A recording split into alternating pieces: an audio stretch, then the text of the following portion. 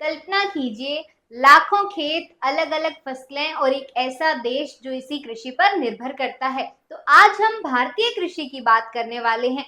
दोस्तों, स्वागत है आप सभी का हिमालय एजुकेशन हब के इस प्लेटफॉर्म पर, जहां हम लास्ट चैप्टर को ही कंटिन्यू करने वाले हैं, जो कि था लैंड रिसोर्सेज एंड एग्रीकल्चर, भू संसाधन एवं कृषि।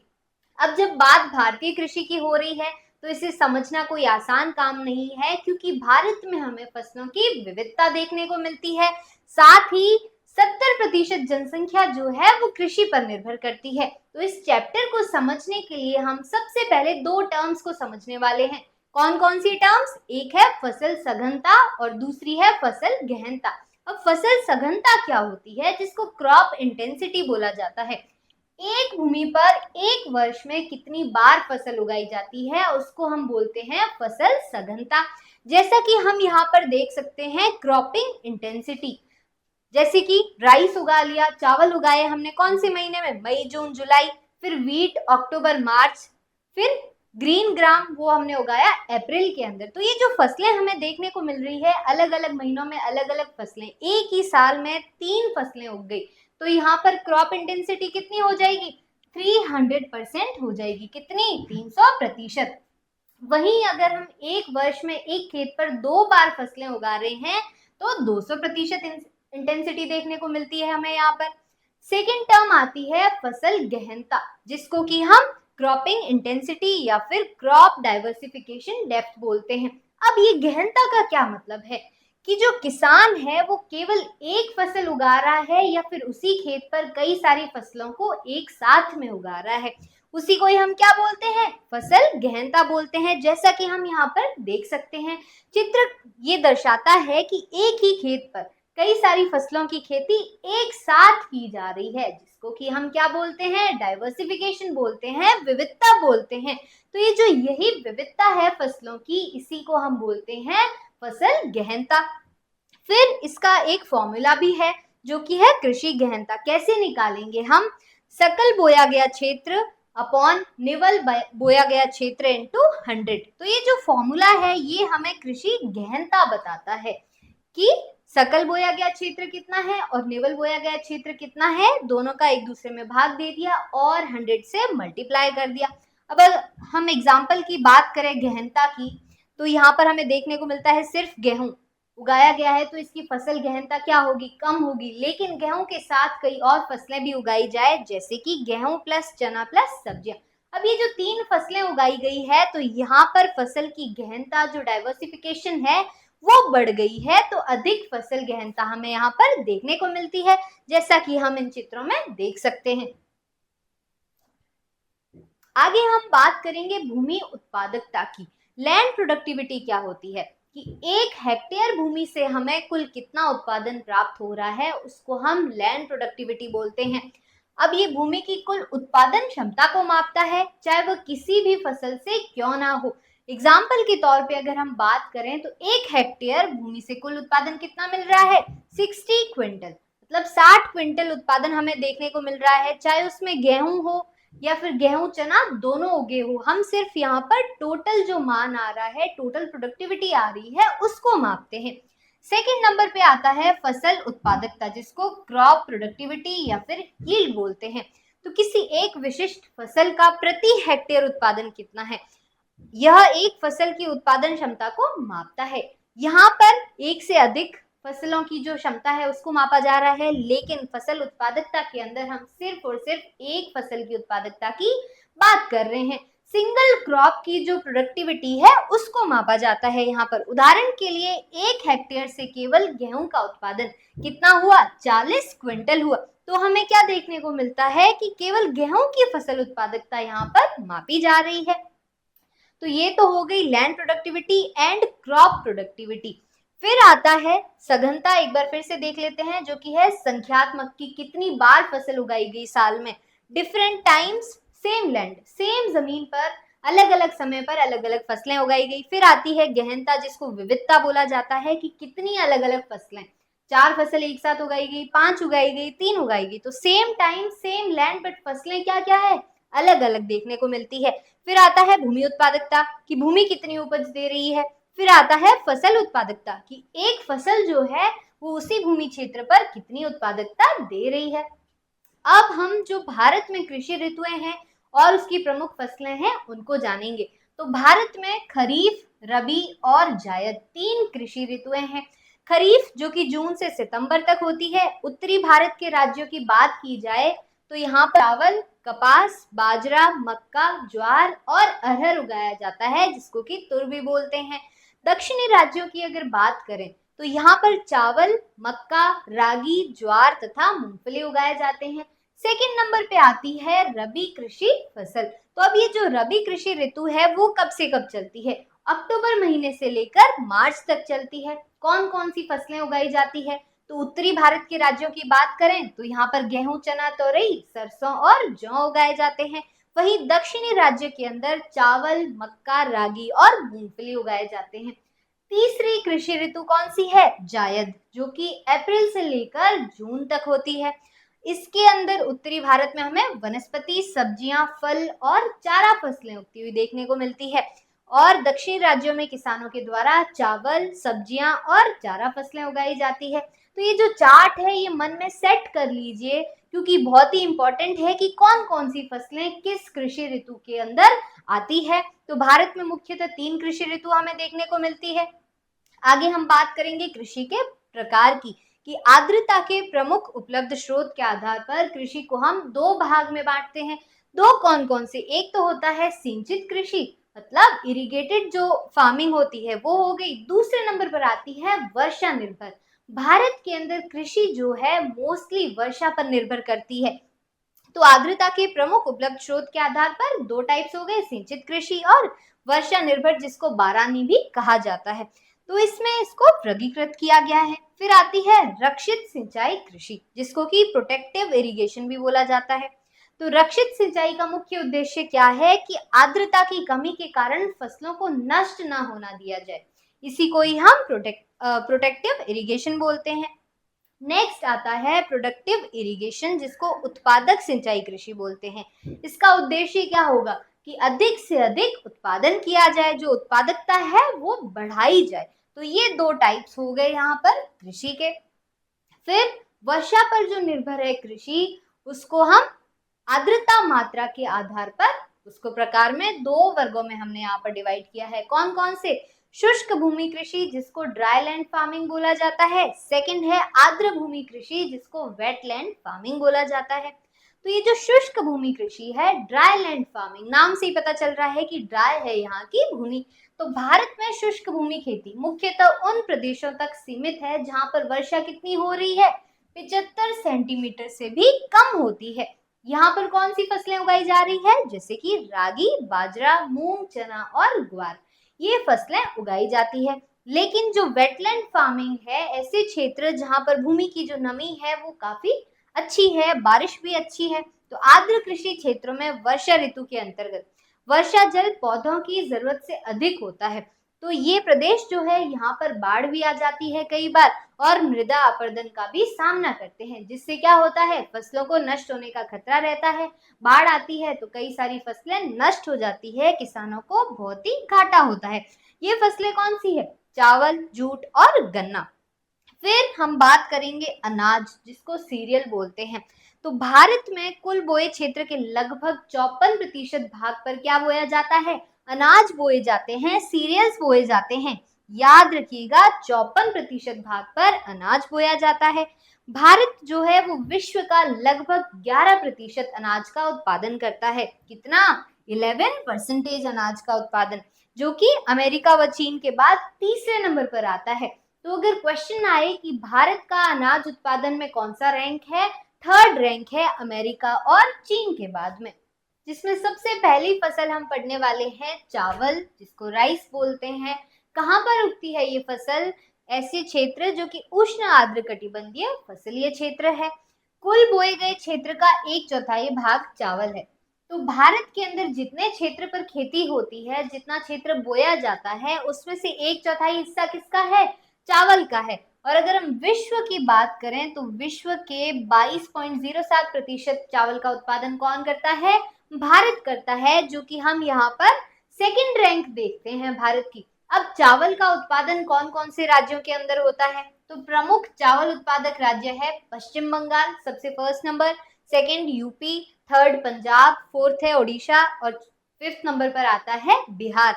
लेकिन अगर हम यहाँ पर बात करें अधिकतम उत्पादकता की, तो वो है पंजाब की, तमिलनाडु की और हरियाणा की उत्पादकता चावल में सबसे ज्यादा है। जबकि प्रमुख उत्पादक राज्य कौन कौन से हैं?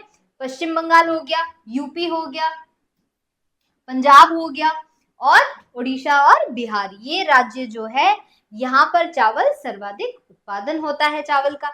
फिर वेस्ट बंगाल के अंदर, पश्चिम बंगाल के अंदर लोग चावल जो है वो साल में 3 बार उगाते हैं, जिसमें ओस, अमन तथा बोरो का नाम दिया गया है। जो फसल ऋतुएं हैं चावल की उनको, तो एक कृषि वर्ष में चावल की 2 या 3 फसलें उगती है और इन्हीं को क्या बोलते हैं? ओस, अमन तथा बोरो बोलते हैं। अब हिमालय क्षेत्र और देश का जो उत्तर पश्चिमी भाग है, वहां पर दक्षिण पश्चिमी मानसून जब आता है तब चावल को उगाया जाता है। कौन सी ऋतु में? खरीफ फसल की ऋतु के अंदर उगाया जाता है। नेक्स्ट हम पढ़ने वाले हैं गेहूं के बारे में, कि भारत के अंदर गेहूं का कितना प्रतिशत उगता है, कौन कौन से क्षेत्र में गेहूं का सर्वाधिक उत्पादन होता है। गेहूं जो कि शीतोष्ण कटिबंधीय फसल है, रबी ऋतु की फसल है। कुल बोए गए क्षेत्र के लगभग 14% भाग पर गेहूं उगाया जाता है और विश्व के संदर्भ में हम बात करें तो 12.8% गेहूं का भाग कहाँ उत्पादित किया जाता है? भारत के अंदर उत्पादन किया जाता है और ये डेटा हम ले रहे हैं सन 2017 का। अब प्रमुख प्रमुख गेहूं उत्पादक जो राज्य है, जिसमें उत्तर प्रदेश सबसे नंबर 1 पर आता है, फिर आता है मध्य प्रदेश, फिर आ गया पंजाब, राजस्थान, हरियाणा, ये सभी राज्य जो है वो प्रमुख गेहूं उत्पादक राज्य है। अब हम बात करेंगे अधिकतम उत्पादकता की, कहाँ पर होती है? फिर से पंजाब और हरियाणा यहाँ पर अधिकतम उत्पादकता वाले राज्य है, जहाँ पर हेक्टेयर 4000 किलो गेहूं का उत्पादन होता है, याद रखिएगा।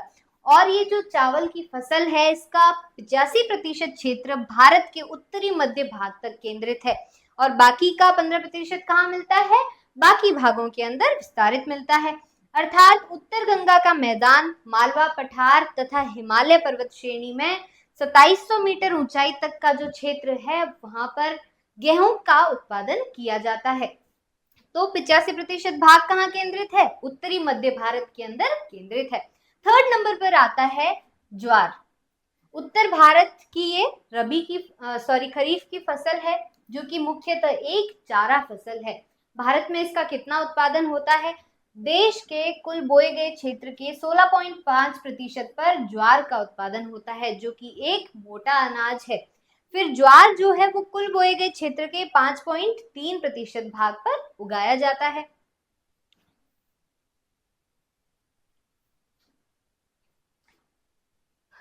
देश के कुल बोए गए क्षेत्र के 16.5% भाग पर मोटे अनाज उगाए जाते हैं, जिसमें से कुल बोए गए क्षेत्र के 5.3% पर क्या उगाया जाता है? ज्वार की खेती होती है। अब प्रमुख ज्वार उत्पादक राज्य कौन कौन से हैं? सबसे पहले आता है महाराष्ट्र, फिर हमें देखने को मिलता है कर्नाटका, फिर मध्य प्रदेश, तमिलनाडु एवं राजस्थान, ये सभी राज्य जो है वो प्रमुख ज्वार के उत्पादक है। अब महाराष्ट्र राज्य जो है वो अकेला देश के आधे से ज्यादा ज्वार का उत्पादन करता है। याद रखिएगा, महाराष्ट्र के अंदर ज्वार का आधे से भी ज्यादा उत्पादन होता है। यह दक्षिण व मध्य भारत के अर्ध शुष्क क्षेत्रों की प्रमुख खाद्य फसल है। दक्षिण राज्यों में ये एक खरीफ और रबी फसल दोनों ऋतुओं के अंदर बोया जाता है। इसका क्या मतलब हुआ? जैसे चावल भी वर्ष में 2-3 बार बोया जाता था कुछ क्षेत्रों में, वैसे ही यहाँ पर जो ज्वार है वो भी वर्ष में 2 बार बोया जाता है। कौन सी? खरीफ ऋतु में और रबी की ऋतु में यहाँ पर उगता है। अगली फसल है बाजरा, जिसको हम पर्ल मिलेट भी बोलते हैं। भारत के किन क्षेत्रों में बाजरा उगाया जाता है? पश्चिम तथा उत्तर पश्चिम भागों के अंदर, जहाँ की जलवायु कैसी है? गर्म और शुष्क जलवायु है। तो ये एक गर्म और शुष्क जलवायु वाली फसल है, जो कि शुष्क दौर तथा सूखा सहन करने की इसके अंदर क्षमता है। तो सूखा पड़ता है, ये क्षेत्र जो है काफी ज्यादा ड्राई है, यहाँ पर टेम्परेचर भी काफी ज्यादा रहता है, तो सूखे के चांसेस भी होते हैं। साथ ही भारत के अंदर लगभग सभी क्षेत्र क्या है? वर्षा पर आधारित कृषि क्षेत्र है। फिर देश के कुल बोए गए क्षेत्र के लगभग 5.2% भाग पर क्या उगाया जाता है? बाजरा उगाया जाता है। और प्रमुख बाजरा उत्पादक राज्यों की हम बात करें तो महाराष्ट्र हो गया, राजस्थान, गुजरात, उत्तर प्रदेश एवं हरियाणा शामिल है। जैसा कि हम यहाँ पर देख सकते हैं, राजस्थान, हरियाणा, उत्तर प्रदेश, गुजरात और महाराष्ट्र राज्य जो है बाजरा के प्रमुख उत्पादक राज्य है।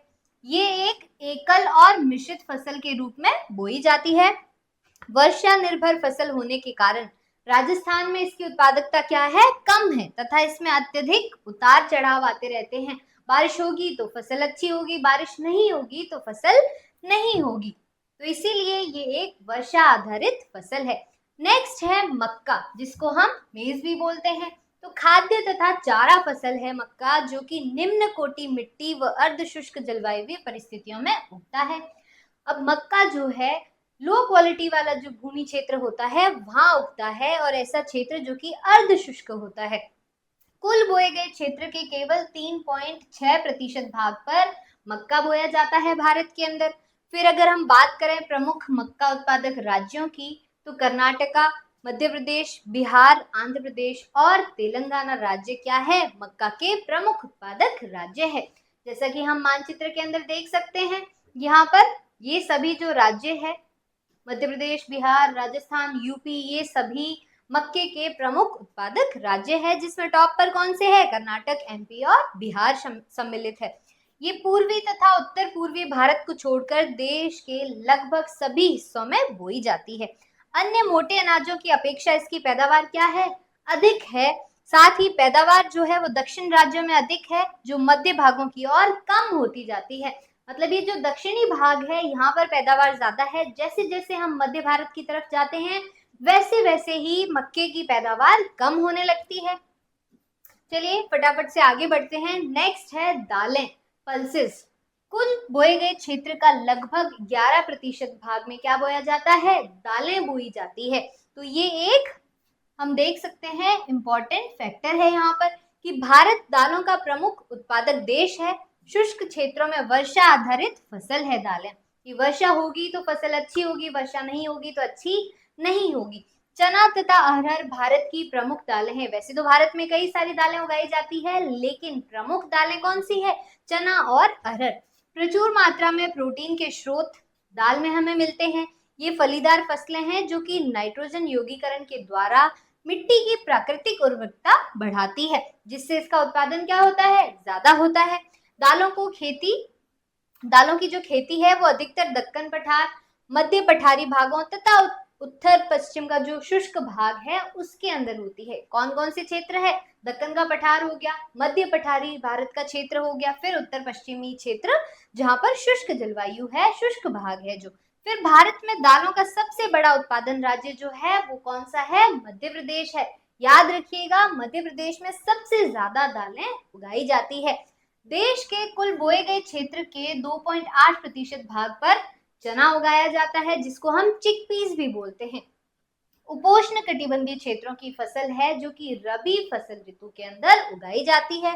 मुख्यतः ये वर्षा पर आधारित फसल है जो कि भारत के मध्य पश्चिमी तथा उत्तर पश्चिमी भागों के अंदर उगाई जाती है। अगर हम बात करें इस फसल के प्रमुख उत्पादक राज्यों की, तो मध्य प्रदेश, उत्तर प्रदेश, महाराष्ट्र, आंध्र प्रदेश, तेलंगाना और राजस्थान इसमें शामिल है। साथ ही इस फसल की जो उत्पादकता है वो क्या है? कम है। किसकी उत्पादकता? चिकपीस, जिसको हम चना बोलते हैं। नेक्स्ट आती है अरहर, जिसको कि हम पिजन पी भी बोलते हैं, तुर भी बोला जाता है। ये देश की दूसरी प्रमुख दाल फसल है और कुल बोए गए क्षेत्र के कितने प्रतिशत भाग पर बोई जाती है? मात्र 2% भाग पर बोई जाती है। इसे लाल चना या फिर पिजन पी के नाम से भी जाना जाता है। जैसा कि हम यहाँ पर देख सकते हैं, पिजन पी, तुर, अरहर, और इसका एक और नाम है, कौन सा नाम है? लाल चना।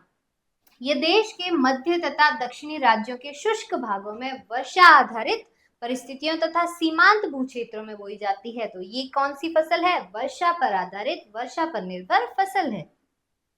देश के अरहर के कुल उत्पादन का लगभग 1/3 भाग जो है वो केवल महाराष्ट्र के अंदर उगाया जाता है।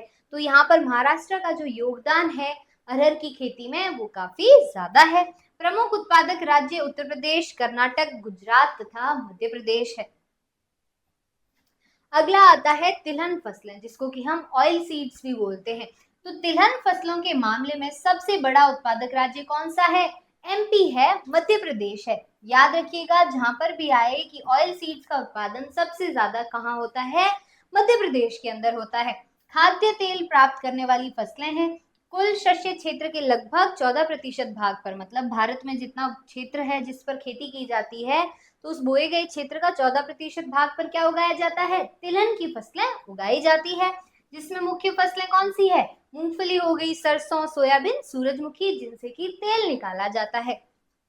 तो अगर हम बात करें सबसे पहले मूंगफली की, जिसको पीनट्स बोलते हैं, तो भारत विश्व में 18.8% भाग जो है मूंगफली का वो उत्पादन करता है। हम यहाँ पर डेटा ले रहे हैं सन 2018 का, जिसके अंतर्गत भारत विश्व में 18.8% मूंगफली का उत्पादन करता है, जो कि मुख्यतः शुष्क प्रदेशों की वर्षा आधारित खरीफ फसल है। अगेन यहाँ पर याद रखना है, ये खरीफ फसल है, रबी फसल नहीं है, जो कि भारत के शुष्क प्रदेशों के अंदर वर्षा आधारित क्षेत्रों में उगाई जाती है। फिर है दक्षिण भारत में, यह रबी ऋतु में बोई जाती है। यह देश के कुल शस्य क्षेत्र के 3.6% क्षेत्र पर फैली है। कितने क्षेत्र पर उगाई जाती है? 3.6% क्षेत्र पर। गुजरात, जहां पर मूंगफली का सर्वाधिक उत्पादन होता है। नेक्स्ट है राजस्थान, फिर तमिलनाडु, आंध्र प्रदेश। ये सभी क्या है? मूंगफली के अग्रणी उत्पादक राज्य है। सबसे पहले नंबर पर याद रखिएगा गुजरात आता है, सेकंड आता है राजस्थान, तमिलनाडु, फिर आता है मध्य प्रदेश। फिर है तोरिया व सरसों, जिसको रेपसीड एंड मस्टर्ड बोलते हैं। तोरिया व सरसों में बहुत से तिलहन सम्मिलित है, जैसे कि राई, सरसों, तोरिया, तारामीरा आदि। ये सब नाम आपको याद होने चाहिए। और ये कहाँ उगाए जाते हैं? कौन सी फसल है ये? उपोष्ण कटिबंधीय फसल है, जो कि भारत के मध्य और उत्तर पश्चिमी भाग में रबी फसल ऋतु के अंतर्गत बोई जाती है। कौन सी फसल? तोरिया व सरसों। और ये फसल जो है वो ज्यादा ठंड नहीं सहन कर पाती, इसीलिए जो अर्धशुष्क या गर्म क्षेत्र है वहां पर उगाई जाती है। इन फसलों के अंतर्गत क्षेत्र का लगभग 2/3 भाग जो है वो सिंचित है। कि मतलब जो पूरा 3 भाग में अगर हम इसको बांटे, तो 2/3 तो सिंचित हो गया और 1/3 किस पर निर्भर करता है? वर्षा पर निर्भर करता है। तोरिया व सरसों समुदेश के कुल शस्य क्षेत्र के लगभग 2.5% भाग पर ही बोए जाते हैं, जो कि कोई बड़ा क्षेत्र नहीं है। इसके उत्पादन का 1/3 भाग राजस्थान से आता है। और अन्य उत्पादक राज्य कौन कौन से हैं? हरियाणा तथा मध्य प्रदेश। 1/3 भाग कहाँ से आ रहा है? राजस्थान से, और बाकी का हमें हरियाणा से और मध्य प्रदेश से प्राप्त होता है। नेक्स्ट आता है सोयाबीन तथा सूरजमुखी। ये भी क्या है? ऑयल सीड्स है। भारत के अन्य महत्वपूर्ण तिलहन है। तो ये जो तिलहन फसलें हैं कहाँ उगाई जाती है? सोयाबीन अधिकतर हमें मध्य प्रदेश और महाराष्ट्र के अंदर बोया जाता है किसानों के द्वारा। नेक्स्ट है, दोनों राज्य मिलकर देश का लगभग 90% सोयाबीन पैदा करते हैं। कौन कौन से? मध्य प्रदेश और महाराष्ट्र। याद रखिएगा, ये दोनों राज्य मिलकर 90% उत्पादन करते हैं। किसका? सोयाबीन का। सूरजमुखी की बात करें तो ये राजस्थान के अंदर, कर्नाटका के अंदर, आंध्र प्रदेश के अंदर, तेलंगाना के अंदर और इससे जुड़े एवं महाराष्ट्र के भागों के अंदर उगाई जाती है। देश के उत्तरी भागों में ये एक गौण फसल है, लेकिन सिंचित क्षेत्रों में इसका उत्पादन अधिक है। वो सभी क्षेत्र जहां पर इरिगेटेड क्रॉप्स होती है वहां पर इसका उत्पादन अधिक है। वर्षा पर निर्भर जिन क्षेत्रों में है ये फसल, वहां इसका उत्पादन क्या होता है? कम होता है। नेक्स्ट आता है कपास, जो कि उष्ण कटिबंधीय फसल है। अर्धशुष्क क्षेत्रों में खरीफ में बोई जाती है। किसके अंदर? खरीफ में। भारत विश्व में चीन के बाद सेकंड स्थान पर है कपास के उत्पादन में। देश के कुल बोए गए क्षेत्र का 4.7% कपास के अंतर्गत आता है। फिर भारत 2 प्रकार के कपास उगाता है। कौन कौन से? एक तो है छोटा रेशा, जिसको इंडियन बोलते हैं, और एक है लंबा रेशा, जिसको अमेरिकन बोलते हैं। तो उत्तर पश्चिमी भारत में अमेरिकन कपास, जिसको नरमा भी बोला जाता है, वो उगाया जाता है। अग्रणी राज्य कौन कौन से हैं जहां पर कपास की खेती सबसे ज्यादा होती है? तो हम यहाँ देख सकते हैं पंजाब, हरियाणा, गुजरात, महाराष्ट्र, कर्नाटका, तमिलनाडु, राजस्थान, मध्य प्रदेश आदि राज्य जो है वो कपास का सर्वाधिक उत्पादन करते हैं। तो अग्रणी कौन से हैं? गुजरात, महाराष्ट्र, जहां पर सबसे अधिक क्षेत्र पर कपास की खेती होती है। फिर आता है तेलंगाना, आंध्र प्रदेश, पंजाब और हरियाणा। उत्तर पश्चिम के जो सिंचित क्षेत्र है वहां पर कपास की उपज क्या मिलती है, अधिक मिलती है। महाराष्ट्र के वर्षा आधारित क्षेत्रों में उपज बहुत कम होती है। तो हम यहाँ पर जितनी भी फसलों का अध्ययन कर रहे हैं, हमें एक चीज देखने को मिल रही है कि वो सभी क्षेत्र जो कि सिंचित क्षेत्र है वहां पर हर एक फसल का उत्पादन क्या हो रहा है, ज्यादा हो रहा है। लेकिन वो सभी क्षेत्र जहाँ पर ये जो फसलें हैं वर्षा पर निर्भर करती है वहां उत्पादन कम होता है। तीन मुख्य क्षेत्र कौन से, नॉर्थ जोन, सेंट्रल जोन और साउथ जोन। नॉर्थ जोन में कौन कौन से राज्य आते हैं, पंजाब, हरियाणा और उत्तर राजस्थान। फिर अगर हम बात करें सेंट्रल जोन की तो यहाँ पर गुजरात और महाराष्ट्र आते हैं। साउथ जोन तेलंगाना, कर्नाटक और तमिलनाडु किसका उत्पादन कर रहे हैं, कपास का उत्पादन कर रहे हैं, जिसको कि हमने तीन मुख्य क्षेत्रों के अंदर, जोन्स के अंदर डिवाइड किया है। नेक्स्ट है जूट। जूट की खेती कहाँ की जाती है, जूट का प्रयोग किन किन सामग्री को बनाने के लिए किया जाता है। तो जूट का प्रयोग मोटे तौर पर मोटे वस्त्र, थैला, बोरे और अन्य सजावटी सामानों को बनाने के लिए किया जाता है। ये पश्चिम बंगाल तथा इससे जो स्पर्श करते हुए पूर्वी भाग क्षेत्र है वहां पर एक व्यापारिक फसल के रूप में उगाई जाती है। जैसा कि हमने देखा, इससे मोटे वस्त्र बनाए जा रहे हैं, थैले बनाए जा रहे हैं, बोरे बनाए जा रहे हैं, कई सारे डेकोरेटिव आइटम्स बनाए जा रहे हैं। तो ये क्या हुई, एक व्यापारिक फसल हुई। विभाजन के दौरान देश का विशाल जूट उत्पादक क्षेत्र जो कि पूर्वी पाकिस्तान, जिसको हम बांग्लादेश के नाम से जानते हैं, उसमें चला गया। फिर क्या हुआ कि आज भारत जो है वो विश्व का लगभग 60% जूट का उत्पादन करता है। और पश्चिम बंगाल की अगर हम बात करें तो देश के इस उत्पादन का 3/4 भाग पैदा करता है। पश्चिम बंगाल राज्य जो है वो इस 60% जूट के उत्पादन का 3/4 भाग का उत्पादन करता है। और बाकी बचा हुआ 1/4 भाग कहाँ पर उत्पादित किया जाता है, बाकी सभी राज्यों में, जिसमें बिहार और असम अन्य उत्पादक जूट क्षेत्र शामिल है।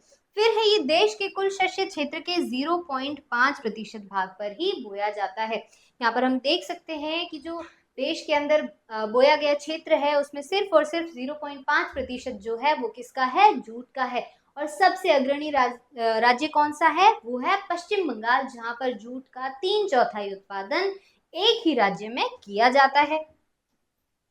नेक्स्ट है गन्ना, जिसको शुगर केन बोलते हैं। ये एक उष्णकटिबंधीय फसल है जो कि मुख्यतः सिंचित क्षेत्रों में उगाई जाती है। फिर वर्षा आधारित खेती केवल आर्द्र व उप आर्द्र क्षेत्रों में संभव है। ऐसे सभी क्षेत्र जहां पर भूमि के अंदर प्रॉपर नमी है, ह्यूमिडिटी है, आर्द्रता है, और उप आर्द्र क्षेत्र जहां पर थोड़ी सी नमी कम है लेकिन फिर भी है, वहां पर गन्ने का उत्पादन होता है। बाकी जो जगह है वहां पर सिंचाई पर आधारित खेती होती है। उत्तर भारत में इसकी प्रमुख खेती कहाँ होती है, गंगा और सिंधु मैदानी क्षेत्र में, खास करके उत्तर प्रदेश के अंदर। पश्चिम में महाराष्ट्र व गुजरात तथा दक्षिण में कर्नाटक, तमिलनाडु, तेलंगाना और आंध्र प्रदेश। हम यहाँ पर देख सकते हैं उत्तर प्रदेश हो गया, गुजरात हो गया, फिर महाराष्ट्र, तेलंगाना, कर्नाटक, आंध्र प्रदेश, तमिलनाडु आदि राज्यों के अंदर शुगर केन का उत्पादन किया जाता है। और उत्तर भारत के कौन कौन से राज्य हो गए, जैसे कि उत्तर प्रदेश हो गया, पश्चिम में महाराष्ट्र और गुजरात आ गए, दक्षिण के अंदर कर्नाटक, तमिलनाडु, तेलंगाना और आंध्र प्रदेश। अगर हम बात करें कि विश्व के अंदर सबसे ज्यादा गन्ने का उत्पादन कौन सा देश करता है, तो ब्राजील सबसे ज्यादा गन्ने का उत्पादन करता है। लेकिन दूसरे नंबर पर कौन सा है, भारत आता है कि भारत जो है दूसरा सबसे बड़ा गन्ना उत्पादक देश था। कौन से डेटा के अकॉर्डिंग, सन 2018 के डेटा के अकॉर्डिंग। विश्व के कुल गन्ना उत्पादन का कितना क्षेत्र भारत के अंदर है, 19.76 भाग जो है वो भारत से उत्पादन होता है गन्ने का। देश के कुल शस्य क्षेत्र का केवल 2.4% भाग गन्ने के लिए, कि सिर्फ 2.4% भाग पर गन्ने की खेती होती है। लेकिन फिर भी पूरे विश्व के कुल गन्ना उत्पादन की हम बात करें तो 19.76% किसका है, भारत का है। उत्तर प्रदेश अकेले देश का लगभग 40% गन्ना उत्पादन करता है। जैसा कि हम यहाँ पर मानचित्र में यूपी देख सकते हैं, ये जो है 40% से भी अधिक गन्ने का उत्पादन करता है।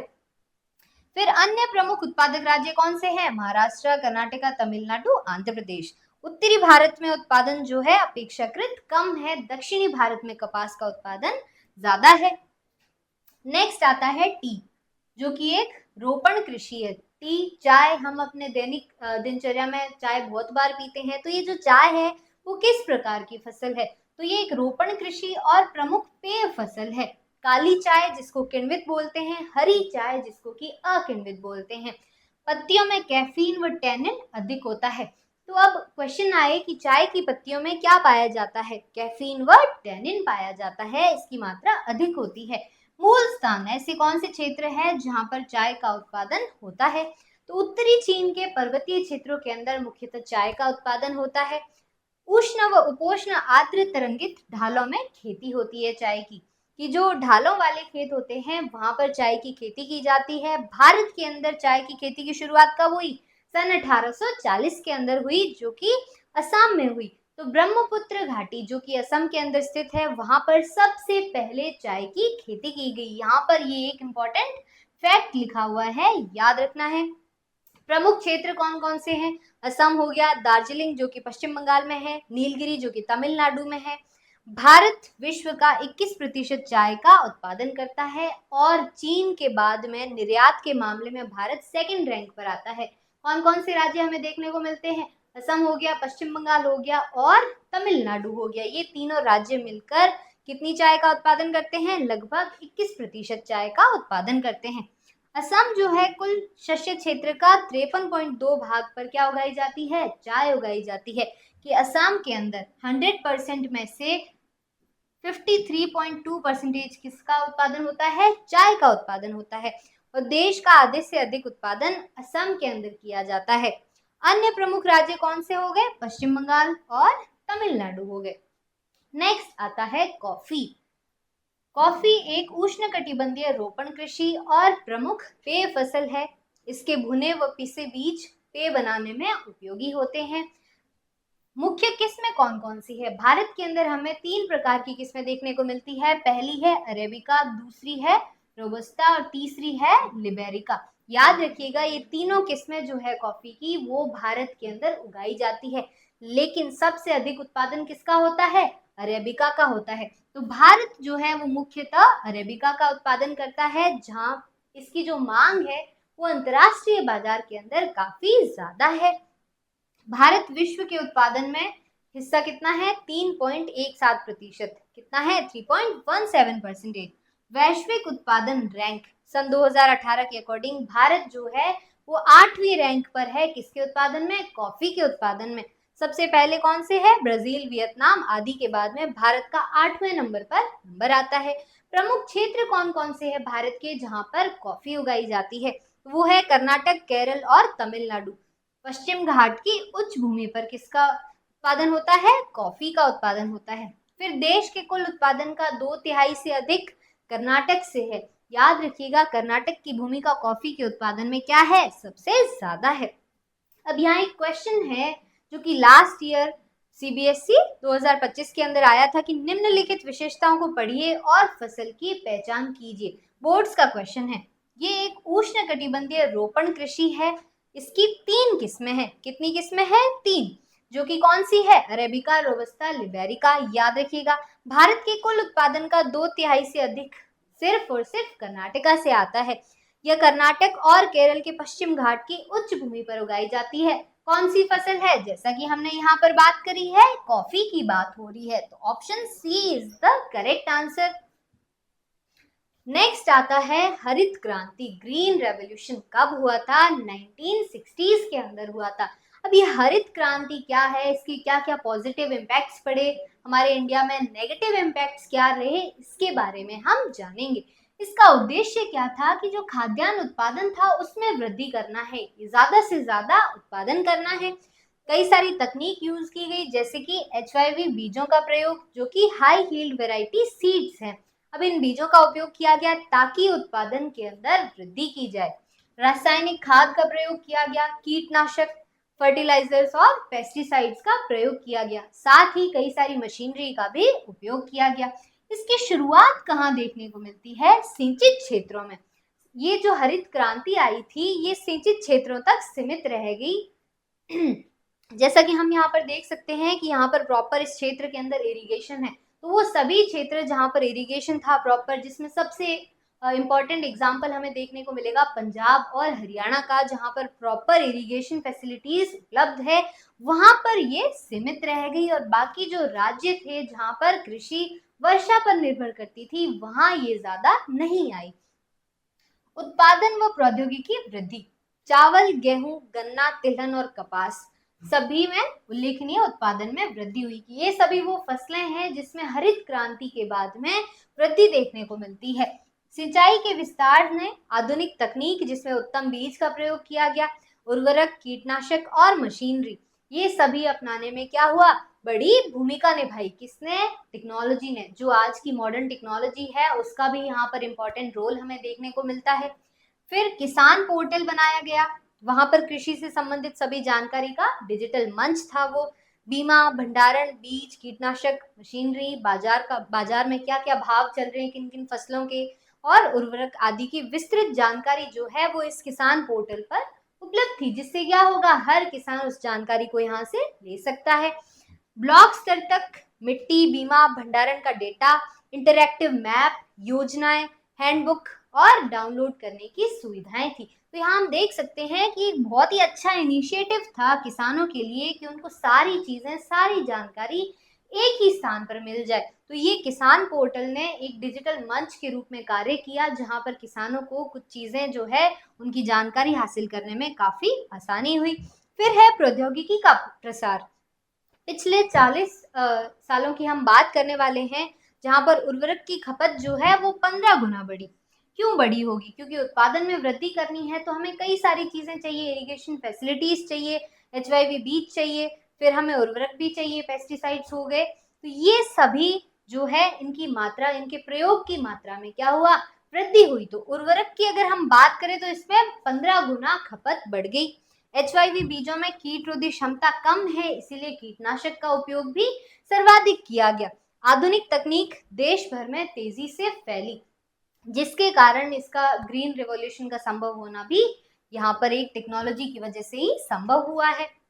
फिर भारतीय कृषि की प्रमुख समस्याएं क्या क्या है, कौन कौन सी ऐसी समस्याएं हैं जो कि हमें इंडियन एग्रीकल्चर में देखने को मिलती है। फर्स्ट क्या है, मानसून पर निर्भरता। जैसा कि हमने बात की थी कि भारत की 70% पॉपुलेशन जो है वो किस पर निर्भर करती है, खेती पर निर्भर करती है। और ये जो खेती है इसमें लगभग हिस्सा किस पर निर्भर करता है, वर्षा पर निर्भर करता है। तो मानसून पर निर्भरता होने की वजह से क्या होगा, अगर मानसून आया है अच्छे से तो क्या होगा, फसलें अच्छे से उगेगी। और अगर मानसून विफल हो जाता है तो हमें देखने को मिलता है कि फसलों पर बहुत ही बुरा असर पड़ता है। केवल 1/3 भाग जो है कृषि क्षेत्र वो सिंचित है, और बाकी का 2/3 क्षेत्र, 2/3 क्षेत्र जो है वो किस पर निर्भर करता है, वर्षा पर निर्भर करता है, मानसून पर निर्भर करता है। मानसून की अनिश्चितता, सूखा व बाढ़ दोनों संकट, की मानसून नहीं आया तो सूखा पड़ेगा, और बहुत ज्यादा वर्षा हो जाती है तो बाढ़ आएगा। तो हमें यहाँ पर दो प्रकार के संकट देखने को मिल रहे हैं, किसमें, इंडियन एग्रीकल्चर के अंदर। राजस्थान, गुजरात, महाराष्ट्र जैसे शुष्क क्षेत्रों में वर्षा कम है, और यहाँ पर अविश्वसनीयता हमें देखने को मिलती है कि वर्षा होगी नहीं होगी उसके चांसेस है। अगर होगी तो वहां पर फसल उगाई जा सकती है, नहीं होगी तो नहीं उगाई जा सकती। वर्ष 2006-2017 जैसी आकस्मिक बाढ़ भी बड़ी समस्या है, कि जो बाढ़ आती है उससे सारी फसलें नष्ट हो जाती है, किसानों को भारी नुकसान का सामना करना पड़ता है। भारतीय कृषि जिसमें सूखा और बाढ़ दोनों संकट है, तो इसको क्या बोला जाता है, जुड़वा संकट बोला जाता है, जहां पर सूखा भी आ सकता है और बाढ़ भी आ सकती है। तो इसीलिए मानसून पर निर्भरता क्या है, भारतीय कृषि की प्रमुख समस्या है, यहाँ पर एक बहुत ही बड़ा चैलेंज हमें देखने को मिलता है। सेकंड नंबर पे आता है निम्न उत्पादकता, कि भारत की फसल उत्पादकता अंतर्राष्ट्रीय मानकों से कम है। कि हम अंतर्राष्ट्रीय क्षेत्र देखें, कोई भी अन्य देश देखें, जैसे कि USA हो गया, रूस हो गया, जापान हो गया, यहाँ पर जो पर हेक्टेयर पैदावार है वो काफी ज्यादा है अगर भारत से इनकी तुलना की जाए। तो चावल, गेहूं, कपास, तिलहन, इन सब की प्रति हेक्टेयर पैदावार हमें कहाँ अधिक देखने को मिलती है, USA में, रूस में, जापान में। और भारत के अंदर इसकी उत्पादकता क्या है, कम देखने को मिलती है। भूमि पर अधिक जनसंख्या दबाव, कि जनसंख्या बहुत ज्यादा है भारत के अंदर। हमने जब जनसंख्या की बात की थी, इंडियन पॉपुलेशन की बात की थी, तो देखा था कि कैसे भारत की जनसंख्या निरंतर बढ़ती ही जा रही है। तो अधिक जनसंख्या का दबाव होने की वजह से क्या होगा कि जो उत्पादकता होगी वो कम होगी। यहाँ पर हमें श्रम उत्पादकता भी कम देखने को मिलती है। वर्षा पर निर्भर व शुष्क क्षेत्रों में मोटे अनाज, दालें, तिलहन की उपज बहुत कम है। तो यहाँ पर कई सारे चैलेंजेस देखने को मिलते हैं।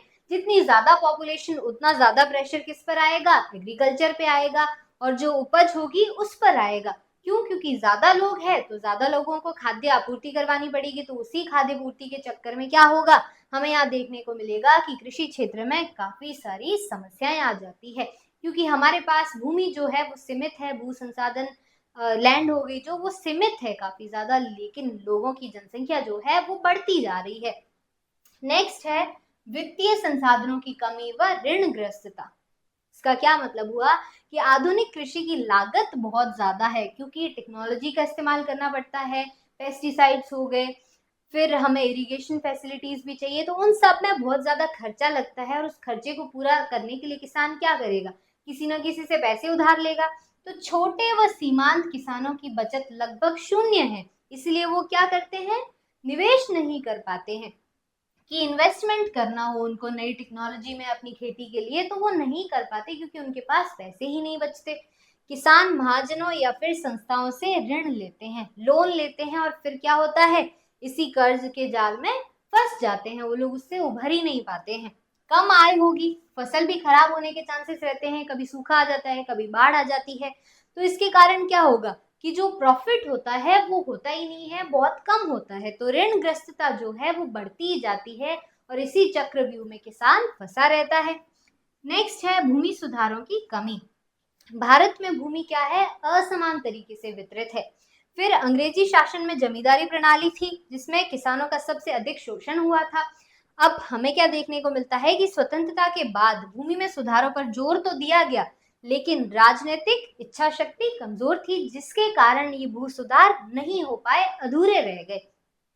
जमींदार वर्ग के विरोध के कारण कई राज्य जो है वो सख्त कदम नहीं उठा पाए। जो जमींदार थे उन्होंने विरोध किया इन भूमि सुधारों के अपोजिट में, तो यहाँ पर क्या हुआ कि जो स्टेप्स वो लेना चाहते थे गवर्नमेंट, वो नहीं ले पाई। इसका परिणाम क्या हुआ कि भूमि का असमान वितरण जारी रहा और कृषि विकास में एक बाधा देखने को मिलती है हमें। कौन सी बाधा? कि भूमि सुधार नहीं हो पाए। इसके कई सारे कारण थे, जैसे कि राजनीतिक इच्छा शक्ति कमजोर थी, जमींदारों ने विरोध कर दिया। तो ये सभी कारणों की वजह से हमें क्या देखने को मिलता है, भारतीय कृषि में एक बड़ा चैलेंज या फिर समस्या देखने को मिलती है। नेक्स्ट है छोटे खेत व विखंडित जोत। भारत में सीमांत व छोटे किसान बहुसंख्यक है, मतलब बहुत सारे ऐसे किसान हैं जिनके पास जमीन का बस एक छोटा सा टुकड़ा है, चाहे वो 1 हेक्टेयर हो या उससे कम हो। तो 60% किसानों के पास 1 हेक्टेयर से कम भूमि है, और उसमें से 40% किसानों की अगर हम बात करें तो उनके पास सिर्फ और सिर्फ 0.5 हेक्टेयर है, मतलब आधा हेक्टेयर है। तो इससे भी कम भूमि होने के कारण क्या होगा, हमें यहाँ पर देखने को मिलता है कि छोटे खेत है और विखंडित जोत है। तो जनसंख्या वृद्धि से जोतें लगातार क्या हुई, सिकुड़ रही है, कि जनसंख्या बढ़ रही है। अब मान लीजिए पीढ़ी दर पीढ़ी जो है, अपने परिवार में भी आपने देखा होगा, जमीन बढ़ती जाती है कि जितने बेटे होंगे, 3 बेटे हैं तो 3 भाग में बट गई, आगे उनके बच्चे होंगे तो जमीन और भी ज्यादा विखंडित होती जाती है। और ये प्रोसेस क्या चलता है, लगातार कंटिन्यूअस चलता रहता है। फिर अब हम कुछ इंपॉर्टेंट क्वेश्चंस देखने वाले हैं जो कि पहले के बोर्ड एग्जाम्स में आए हुए हैं। फटाफट से बता देती हूँ मैं आपको कि सन 2023 के अंदर जो सीबीएसई बोर्ड का पेपर था उसमें एक 3 मार्क क्वेश्चन आया था कि explain any 3 differences between irrigated and rain fade farming in India. हमें यहाँ क्या क्वेश्चन पूछा गया है कि भारत में सिंचित और वर्षा आधारित खेती में कोई भी 3 अंतर स्पष्ट कीजिए। अब ये सारे क्वेश्चंस हैं, मैं तो बता दूंगी, लेकिन आपको प्रैक्टिस भी करनी है इस क्वेश्चन के आंसर लिखने की। तो भारत में सिंचित और वर्षा आधारित खेती के बीच में कोई 3 अंतर आपको बताने हैं। फिर एक और 3 मार्क क्वेश्चन है, describe the objectives of national mission for sustainable agriculture, जिसको कि एनएमएसए भी बोला जाता है, in the development of Indian agriculture, कि भारतीय कृषि के विकास में सतत कृषि के लिए राष्ट्रीय मिशन जिसको एनएमएसए कहा जाता है, उसके उद्देश्य क्या थे उनका वर्णन करता है। नेक्स्ट क्वेश्चन है, there has been a significant increase in agricultural output and improvement in technology during the last 50 years in India. Examine the statement. Bharat के पिछले 50 वर्षों के दौरान कृषि उत्पादन और प्रौद्योगिकी में सुधार में महत्वपूर्ण वृद्धि हुई, इस कथन की व्याख्या कीजिए। तो यहाँ पर बेसिकली क्या पूछा गया है, ग्रीन रेवोल्यूशन की बात हो रही है। फिर नेक्स्ट है, fragmentation of land holdings and degradation of cultivable land are the serious problems of Indian agriculture. Suggest and explain measures to overcome these problems, कि भारतीय कृषि को कौन कौन सी समस्याओं का सामना करना पड़ रहा है उसको एक्सप्लेन करना है, जिसमें भूमि जोत का विखंडन और कृषि योग्य भूमि का ह्रास भारतीय कृषि की गंभीर समस्याएं हैं, और इन दोनों को आपको क्या करना है, इन समस्याओं को दूर करने के सुझाव सजेस्ट करने हैं और समझाने हैं। कौन से सन में आया था, 2016 बोर्ड्स के अंदर आया था। फिर एक और 5 मार्क क्वेश्चन है यहाँ पर कि explain with examples how modern agricultural technology has brought a significant increase in agricultural output in India, कि उदाहरणों के साथ समझाइए कि कैसे आधुनिक कृषि प्रौद्योगिकी ने भारत में कृषि उत्पादन में महत्वपूर्ण वृद्धि की है। 2019 के बोर्ड्स के एग्जाम में आया था। अब ये सारे क्वेश्चंस काफी ज्यादा इंपॉर्टेंट है क्योंकि प्रीवियस ईयर बोर्ड्स में आ चुके हैं, प्रैक्टिस कीजिएगा। अब हम जल्दी से मल्टीपल चॉइस क्वेश्चन करने वाले हैं। सबसे पहला question, which of the following represents a second generation problem of the green revolution strategy implemented in the year 1960s? तो यहाँ पर हमें 4 ऑप्शन दिए गए हैं। फर्स्ट है immediate food shortages in non participating states. Second है a surge in the cultivation of pulses and oil seeds. Hindi में भी क्वेश्चन देख लेते हैं कि 1960 के दशक में लागू की गई हरित क्रांति की रणनीति की दूसरी पीढ़ी की समस्या निम्नलिखित में से कौन सी है? गैर प्रतिभागी राज्यों में तत्काल भोजन की कमी। दूसरा है दालों और तिलहनों की खेती में उछाल। तीसरा है कृषि विकास में अंतर क्षेत्रीय असमानताओं में वृद्धि। चौथा है राष्ट्रीय आत्मनिर्भरता के लिए पर्याप्त खाद्यान्न का उत्पादन करने में विफलता। क्या हुआ? Increased inter regional disparities in agricultural development. Fourth है failure to produce enough food grains for national self sufficiency. तो इस क्वेश्चन का सही आंसर क्या है कि कृषि विकास में अंतर क्षेत्रीय असमानताओं में वृद्धि हुई। कब हुई? ये जो सेकेंड जनरेशन प्रॉब्लम्स है उसकी बात हम कर रहे हैं। और ये जो ए और डी ऑप्शन है ये कौन से हैं? फर्स्ट जनरेशन की प्रॉब्लम्स है। याद रखिएगा, ए और डी ऑप्शन फर्स्ट जनरेशन की प्रॉब्लम्स है, किसकी? ग्रीन रेवोल्यूशन की। लेकिन जो सी ऑप्शन है which is increased inter regional disparities in agricultural development, this is the correct answer. The second multiple choice question is the National Mission for Sustainable Agriculture, जिसको NMSA कहा जाता है, focus on making agriculture more resilient to climate change. So which of the following initiatives is least likely to be a direct component of the mission? कि ये जो NMSA है इसके अंतर्गत इसमें से क्या नहीं आता? सतत कृषि के लिए राष्ट्रीय मिशन कृषि को जलवायु परिवर्तन के प्रति अधिक लचीला बनाने पर केंद्रित है। तो यहाँ पर क्या देखने को मिलता है कि क्लाइमेट फ्रेंडली चेंज हो। निम्नलिखित में से कौन सी पहल इस मिशन का प्रत्यक्ष घटक होने की सबसे कम संभावना है? कि इनमें से कौन सा ऐसा स्टेटमेंट है जिसके सबसे कम चांसेस है सही होने के? Promoting integrated farming systems that combine crops, livestocks and fishery. Second है providing a fixed price subsidy on the sale of chemical fertilisers and pesticides. Third is enhancing water use efficiency through micro irrigation methods like drip and sprinklers. Fourth is popularizing resource conservation technologies such as zero tillage and crop diversification. तो option क्या क्या हो गए? फसलों, पशुधन और मत्स्य पालन को एकीकृत करने वाली एकीकृत कृषि प्रणालियों को बढ़ावा देना। सेकंड यहाँ पर देखने को मिलता है रासायनिक उर्वरक और कीटनाशकों की बिक्री पर एक निश्चित मूल्य सब्सिडी प्रदान करना।